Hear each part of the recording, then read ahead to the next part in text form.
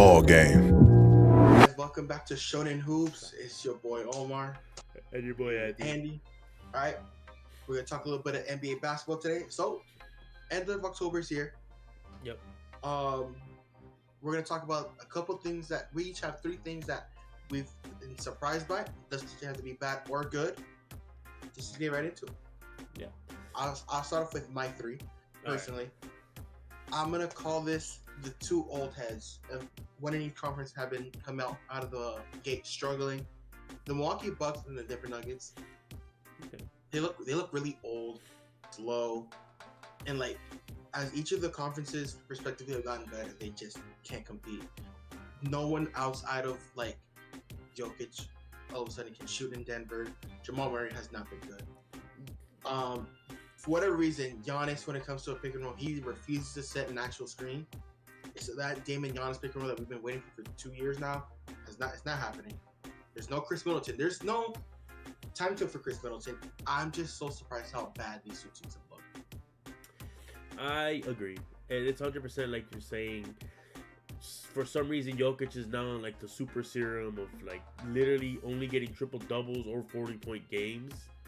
Yet it's still a tooth and nail fight because every other player is not good.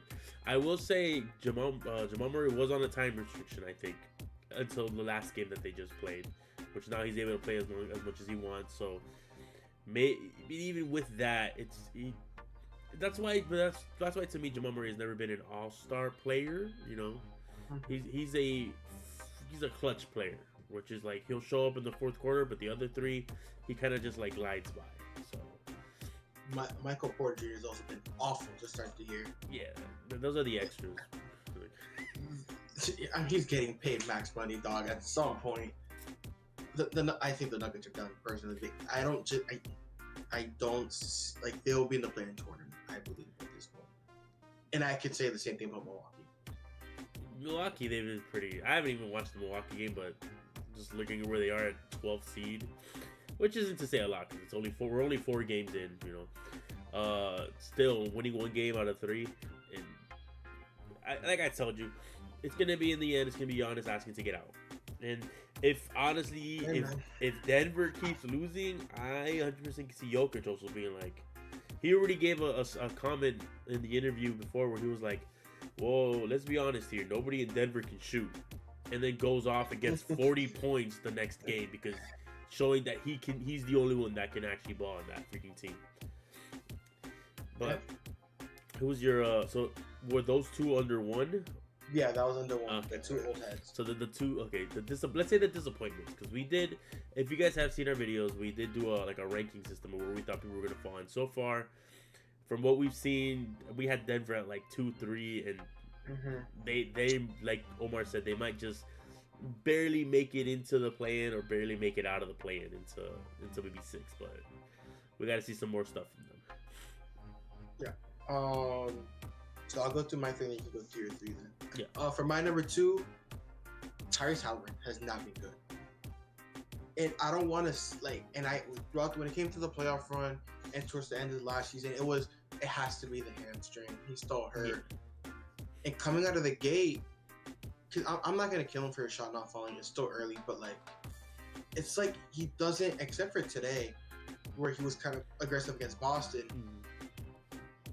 He really hasn't been aggressive, and I don't want to say like the league has figured out how to deal with Halliburton, but Siakam had the better game. Yeah. Indiana's loss to Orlando was Halliburton didn't play well at all. Ben Mathurin has been amazing to start the year. And Halliburton just doesn't seem aggressive, and in order to be a playmaker, you have to be a threat to score in order to create plays for your teammates, and he just hasn't been. I can see that. I can see why you say that. In the Pacers of right now, I believe they're 2-2. They are, yes. They're now actually they're 2-3 actually. They're 2-3. Okay, they're 2. Yes, today they're 2-3. Yeah, they're 2-3. They need to figure. Halliburton has to figure it out. His teammates are playing 2-0 right now for them to have to come up this slow of a start to start the year. If Halliburton is that type of player that they think he is, he needs to figure it out now. Yeah. Well, yeah. I will say like they did just beat Boston, but like you said, it was more Siakam. I think Halliburton just needs to learn that like you said, he needs to be attacking, and I think he's too concerned about making the other people look good and trying to facilitate through them. That it's not working for him. The play style he's doing now. And let's be very honest, the Pacers got lucky. The Boston, they blew a 20-plus lead in the fourth quarter. Extremely lucky. But, and then for my list, to be a little bit more positive, it's the Chicago Bulls are not dead. Dude, yeah. They have come off two impressive victories against Orlando and Memphis. Yeah. This new style of play of their playing that they're running fast. Zach LaVine looks amazing, being able to play off the ball. Josh Giddey looks really good to start the year. Lonzo's back. Vucevic looks like he's back to the level he was a couple of seasons ago. Patrick Williams looked pretty good. Ayo Dosunmu's doing his thing. The Chicago Bulls, I like this new higher pace that they're playing at. Yeah, I mean they're tied for third overall. They're third technically right now because they did just beat the Magic.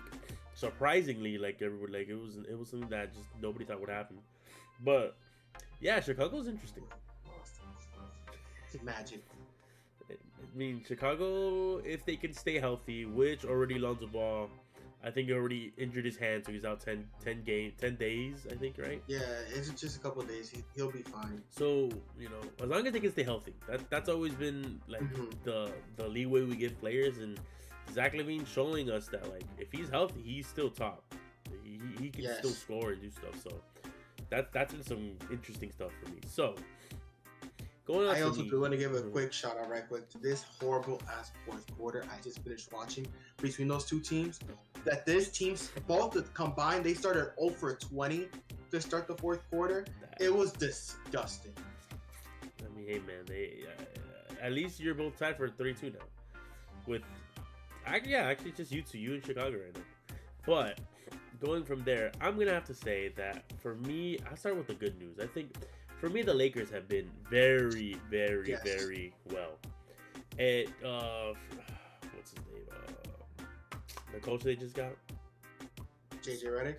JJ Redick has managed to do some things that basically was better than what Darvin Ham was, because Darvin Ham was, from what I've seen and all the things I see on Twitter and the funny memes, just like Darvin Ham wasn't a good coach.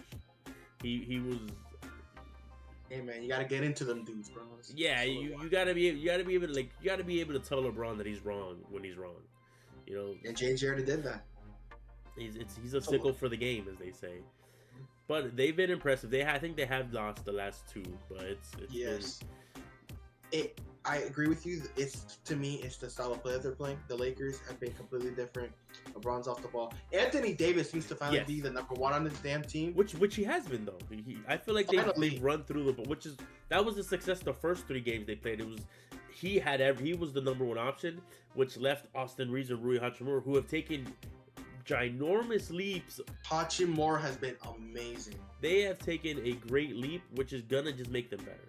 And so that's my one surprise that they're doing really well, because I think right now they're let's see if I can find 3-2, I believe. Yeah, they're 3-2, which the two losses were LeBron was sick and they lost a close one to Phoenix, and then Cleveland right now is just playing amazing basketball. They're 5-0. So who would have thought? I guess they figured out. Remember that they figured out that they're. It had been the Mobley League. That's what it was, and now Donovan Mitchell's cooking, and yeah. Okay. So then, who else has been? Honestly, Golden State has been impressive. I don't know how they're managing to get these wins. Buddy Hield. Buddy Hield with Kuminga playing like straight garbage. Yeah. To start the year. Andrew Wiggins resurgence. I'm happy. I'm so happy Andrew Wiggins. Yes. Without Steph, they beat New Orleans once. Right now, they're playing New Orleans right now, very close at halftime. As we're recording this, Golden State has looked very good thus far. I just really hope Steve Kerr stops playing a 12-man rotation, because you're gonna ruin a lot of people's rhythm doing that. Yeah. Choose your 9 to 10 and leave it at that. I think they're doing a trial by fire, which is like figure out who's gonna be out of the 12, who are gonna be the ones playing. But they've surprised a lot of teams. Another thing I'm surprised by, actually a player that I'm surprised by that I didn't think was gonna be that good, is the Clipper center, Zubac. Zubac? Zubac, yes, Zubac has been. I mean, he's always been a guy that can rebound, a rebounding monster, can finish around the rim. Yeah, it seems like he's taking a leap, somewhat of a leap. I think it's also just the amount of people holding the ball and scoring has diminished a lot in the Clippers, where now you really just have James Harden. So, and I feel like James Harden has always played really well with bigs from his career. Do you have an honorable mention? An honorable mention. I just because I have the standings right now. I didn't think Utah was gonna be that bad. They're 0-4. I definitely did. Like bottom barrel, worse than the Spurs. I told you they were gonna be in the Cooper flag range. Yeah, that's true. That's true. They weren't. I want to give love to Brooklyn though. The Brooklyn Nets. Listen, the Brooklyn Nets, for whatever reason, they're beating all these supposed to be good teams. Yeah. Cam Thomas is a walking bucket. Dorian Finney, Dennis Schroeder's on one right now. Ben Simmons, where it looks like he's 60-ish, 70% back. Yeah. You're right. I forgot they did literally just beat the Memphis Grizzlies with a I think, well, other than Desmond Bane, who got injured in the middle of the game, but they're balling. A lot of love to the Brooklyn Nets right now. Yeah, it's early. I'm really excited. Kind of soon, we're about to see separation in the conferences of who's going to start tilting towards the bottom, who's actually might be in the race to fight for 6. I'm excited for these races. Yeah.